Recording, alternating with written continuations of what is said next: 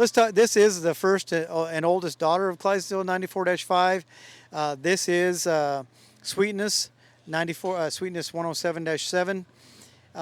We bought a $13,000 Olson sow. Me and Nolan France bought the year that the big red female was on the circuit.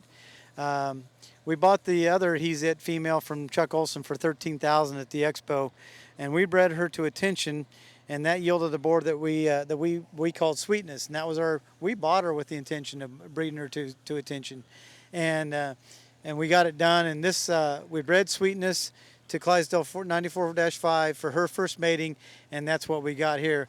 This has been a lights out producer for us. This 107-7 female is the ultimate when it comes to pedigree, just like the others. But man, if you just could build every Duroc female like 107-7, it would be incredible, because she's got the ability to make clubbier, more moderate Duroc barrows that can go win in the barrow shows, and yet she's got the right kind of female look that just exudes femininity and production traits and orientation there. And she looks a lot like Clydesdale 94-5. She looks a lot like her mother. Her skin color, her hair texture, everything about this female looks like her mother, and she's been a great producer for us. We currently have her bred to Parabellum for a mid-July litter. One of the first and only matings that we're going to have out of Parabellum, the board that we sold in the draft last week, and that makes her that a Battleground next chapter deal. The next chapter, 100-4 sow, looks a lot like 107-7. And so we're really stoked about the mating that we have here available to us. And I don't know if we were going to have a clinic here on how a skeleton should be put together. We would go out to the pen, the lots, and we'd bring in 107-7. We'd talk a while.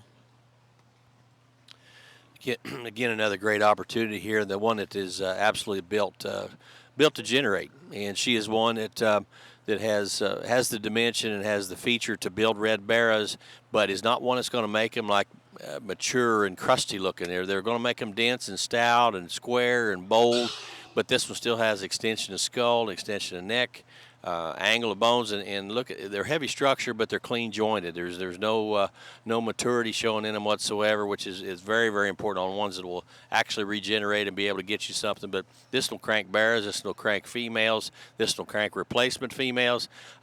We talk about tail root on several of these sows. This may be the biggest tail root of all of them, and she's not the biggest, oldest sow. And again, Rick talked about that 94-5 being her mother, and go back and look at the video on lot 10. That's the 94-4 that we did view. That's going to be in the offering, and it's virtually a mirror image of how those hogs are kind of built. And again, so much opportunity here. So correct, loose structured, good built, good looking, with some stoutness.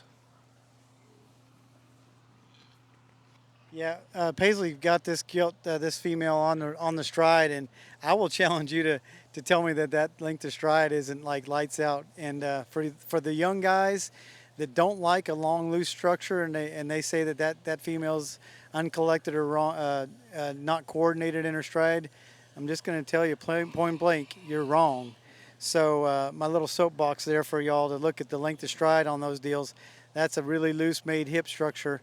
And that's the kind of female that will allow you to have a little aggressive attitude toward a boar pig if you want to make a barrow, to go ahead and pick one that's a little bit freakier made, because you've got a rock solid female that's got the right kind of appendages that'll handle any kind of violation you want to dream up.